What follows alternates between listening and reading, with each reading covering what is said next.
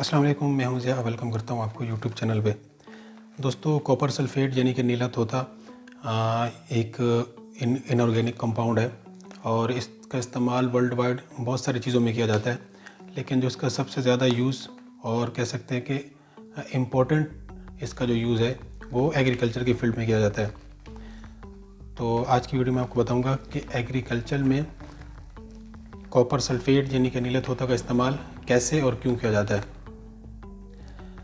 दोस्तों, एग्रीकल्चर में copper sulphate को डिफरेंट तरह से यूज़ किया जाता है, जैसा कि इसको एज अ फंजीसाइड, उसके अलावा बैक्टीरिसाइड, रूट किलर और एज अ हर्बिसाइड भी इसको यूज़ किया जाता है।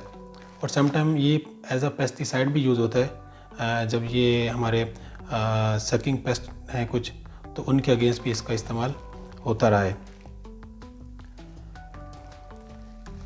दोस्तों, अगर नीला तोता की बात करें यानी कि कॉपर सल्फेट, तो ये सल्फ़र और कॉपर का मिक्सचर है और इसके नीले होने की वजह यह है कि इसमें पानी के मॉलिक्यूल्स होते हैं जिसकी वजह से इसका कलर ये ब्लू कलर में आता है।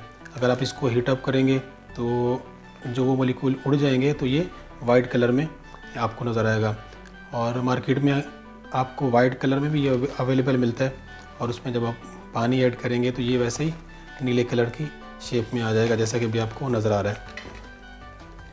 दोस्तों, अगर बात करें कि हम इसको एज अ फंजीसाइड कैसे इस्तेमाल करते हैं, तो हमारे प्लांट्स के ऊपर या दूसरे हमारे जो ऑर्चर्ड्स हैं, इसके अलावा हमारी सीरियल्स, वेजिटेबल और दूसरी क्रॉप्स में अगर फंगस का कोई प्रॉब्लम आता है तो ये जो है कॉपर सल्फेट उसके अगेंस्ट बहुत अच्छा काम करता है। अगर आपको लगता है कि आपके इन क्रॉप्स के ऊपर या प्लांट्स के लीफ के ऊपर कोई सिम्टम्स है, यानी कि डाउनी मिल्ड्यू, पाउडरी मिल्ड्यू, इसके अलावा अर्ली और लेट ब्लाइट, तो आप इसको एज अ फंजीसाइड यूज़ कर सकते हैं। दोस्तों, अगर आपके प्लांट्स के अलावा सॉइल के अंदर कोई इस तरह का प्रॉब्लम है फंगस का, तो आप इसको सॉइल के अंदर भी फ्लड करके उन डिजीज़ को कंट्रोल कर सकते हैं। इसके अलावा फंगस के साथ साथ ये एज अ बैक्टीरिसाइड भी काम करता है। तो मोस्टली हम फंगस का तो स्प्रे करते हैं, लेकिन बैक्टीरिसाइड का स्प्रे बहुत कम किया जाता है।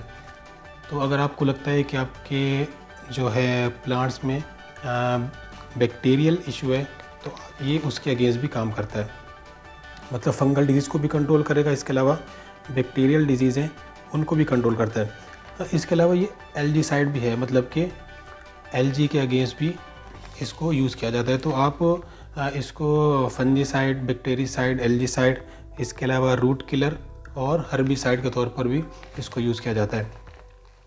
दोस्तों, इसको यूज़ करने का तरीका बहुत ही आसान है कि आपने इसके जो 2 ग्राम्स है कॉपर सल्फेट के 2 ग्राम लेने 1 लीटर पानी के अंदर और उसमें डिज़ोल्व करके, अगर आपको लगता है कि सॉइल के अंदर कोई प्रॉब्लम है तो आपने उसको फ्लड कर देना है। और अगर क्रॉप्स के ऊपर, ऑर्चर्ड के ऊपर या प्लांट्स के ऊपर अगर आपको सिम्टम नज़र आते हैं इन चीज़ों के, तो आप इसको जो है एज अ स्प्रे के तौर पर इस्तेमाल करेंगे।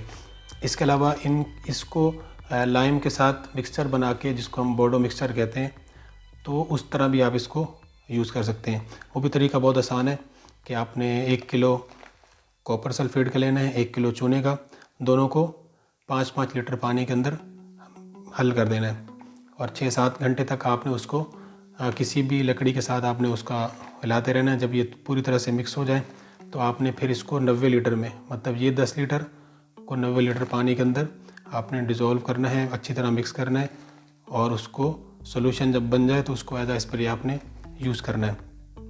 और क्रॉप्स मैंने आपको सारी बता दी है कि ग्रेप, जो हमारे अंगूर के बागात हैं, इसके अलावा हमारे सिट्रस के बागात, इसके अलावा मैंगो और बहुत सारी जो वेजिटेबल्स हैं उन पे, और सीरियल, तो ये काफ़ी तरह की क्रॉप्स हैं जिनके ऊपर downy mildew, powdery mildew, rust, इसके अलावा लेट और अर्ली ब्लाइट, तो इनके अगेंस्ट कॉपर सल्फेट को यूज़ किया जाता है।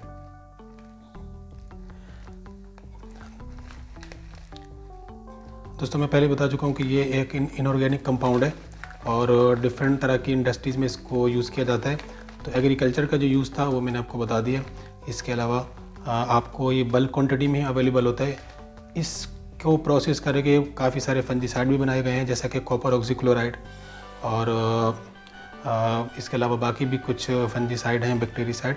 लेकिन ये मैंने आपको जो हमारे पास नॉर्मल स्टोर वगैरह से मिलता है मैंने आपको वो दिखाया है। ये कोई प्रोसेस नहीं है और ये एज इनऑर्गेनिक ही काम करता है। तो बाकी मैंने आपको तरीका बता दिया। अगर आपने बोर्डेक्स मिक्सचर यूज़ करना है तो उस तरह से भी आप इसको यूज़ कर सकते हैं, और अगर आपने इसको अलग से यूज़ करना है तो भी आप इसको यूज़ कर सकते हैं। बाकी हमारी प्लांट्स में को जो है सल्फ़र की और कॉपर की भी ज़रूरत पड़ती है अपनी ग्रोथ के लिए, नशोनुमा के लिए। तो ये वहाँ भी आप इसको एज अ फर्टिलाइज़र भी यूज़ कर सकते हैं। मतलब ये जो है काफ़ी मल्टीपल फंक्शंस हैं एग्रीकल्चर में, जो मैं आपको पहले बता चुका हूँ। एक दफ़ा मैं फिर आपको बताता हूँ कि फंजीसाइड, एल्जीसाइड, रूट किलर, हर्बिसाइड और पेस्टिसाइड के अलावा एज अ फर्टिलाइज़र भी यूज़ किया जाता है। दोस्तों इसके अलावा कॉपर सल्फेट से रिलेटेड आपके माइंड में कोई भी क्वेश्चन होता है वो पूछ सकते हैं, आपको उसका आंसर कमेंट बॉक्स में मिल जाएगा। नेक्स्ट वीडियो मिलते हैं, तब तक के लिए अल्लाह हाफ़िज़।